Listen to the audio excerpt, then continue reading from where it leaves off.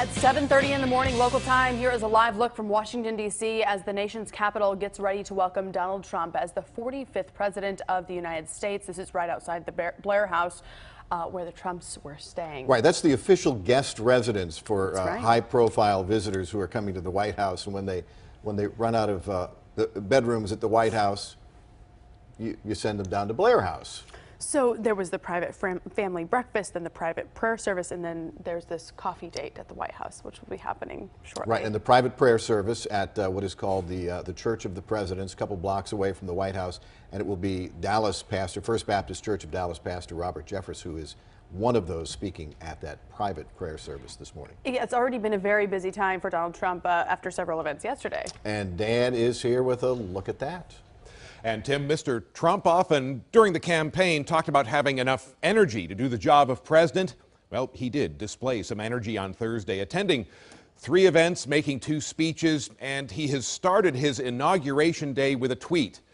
It appeared about half an hour ago. It reads, "It all begins today. I will see you at 11 a.m. for the swearing in." 10 a.m. our time. The movement continues, the work begins. Now, with the Lincoln Memorial as a backdrop last night, the president-elect and his family took in a concert along with thousands of others to celebrate his inauguration as the 45th president of the United States. This event included fireworks display. Following the entertainment, Mr. Trump addressed the crowd, saying his campaign was a movement like the world has never seen before. He said his supporters voted for change, what he called real change, and he promised that was coming.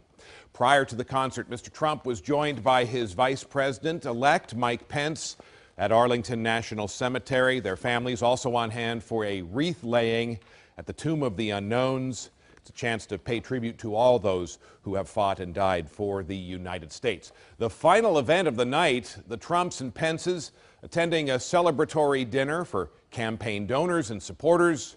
Mr. Trump predicted another victory in 4 years, and in 2020, the president-elect vowed he would win the popular vote. 4 years from now, the next time, we're going to win the old-fashioned way. We're going to win because we did so well, because it was so overwhelming, the thing that we did. I just want to thank everybody. We're going to have 4 incredible years. It's going to be something special. Mr. Trump also heaped praise on his cabinet nominees who've been undergoing Senate confirmation hearings this week. He promised the kind of cabinet that's never been seen before. Now, this morning, the incoming first family will attend a private worship service. North Texas pastor, as Tim and Jenny mentioned, Robert Jeffress, has confirmed he will deliver a sermon at that event. About 300 people expected at St. John's Episcopal Church in Washington, D.C. Now, Pastor Jeffress heads the 12,000-strong First Baptist Church in Dallas. Has generated controversy in the past for his critical comments about gay people, Catholics, Mormons, and Muslims. Pastor Jeffress did campaign frequently for Trump during the final months of the campaign, and Jeffress serves on the president-elect's Evangelical Advisory Board. Dan Godwin on Good Day.